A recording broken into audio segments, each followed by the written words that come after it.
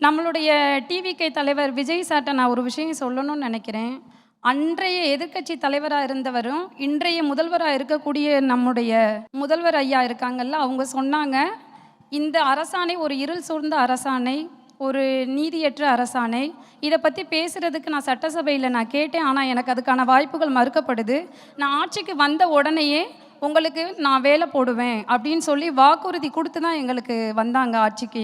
ஆனா இவ்வளோ போராட்டங்கள் நடத்தியும் எங்களுக்கு இதுவரைக்கும் எந்த வேலையும் குடுக்கல. நியமன தேர்வு ஒன்று நடத்துனாங்க. அந்த நியமன தேர்வு நடத்தும்போது படிக்கக்கூடிய சூழல் எல்லா பெண்களுக்கும், ஆண்களுக்கும் சரியா இருக்காது. என்னோட 27வது வயதில நான் தேர்வுல வெற்றி அடைஞ்சும், 40 வயத நெருங்க போறேன். இதுவரைக்கும் எனக்கு வேலை கிடைக்கல. அதனால நான் சுருக்கமா என்ன சொல்ல வரேன்னா, தளபதி நம்மளுடைய 2026ஆம் ஆண்டு சட்டமன்ற தேர்தல்ல வெற்றி அடைஞ்சு, ஆசிரியர் தகுதி தேர்வுல வெற்றி பெற்றவங்களுக்கு நியமன தேர்வு என்ற 2வது தேர்வு முறைய ரத்து செய்யணும். அத நான் தளபதி கிட்ட என்னுடைய கோரிக்கையா நான் வைக்கிறேன்.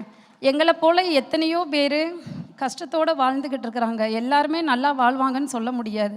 அதனால இந்த நியமன தேர்வுங்கிற 2வது தேர்வு முறைய தளபதி அவர்கள் சிஎம் ஆகணும், நீக்கணும், கல்வித்துறையை அவர் வசம் வச்சிருக்கணும் அப்படின்னு நான் தளபதி கிட்ட என்னுடைய சிரம் தாழ்ந்த கோரிக்கையா கேட்டுக்கிறேன். இது தவிர நிறைய விஷயங்கள் இருக்குது. தொடக்க கல்வித்துறையில் ஆசிரியர்களே இல்லை நம்ம தமிழ்நாட்டில். ஒரு 1 முதல் 5 வரை இருக்கிற ஆசிரியர்களுக்கு இத்தனை தேர்வுகள் வைத்து எங்களை ரொம்ப வேதனை அடைய வைக்கிறாங்க. தளபதி ஐயா அடுத்த சிஎம்மாக வரணும். அவங்க எங்களுக்கான நியாயமான கோரிக்கையை நிறைவேற்றணும்னு நான் என்னுடைய சிரம் தாழ்ந்து கேட்டுக்கொள்கிறேன். நன்றி, வணக்கம்.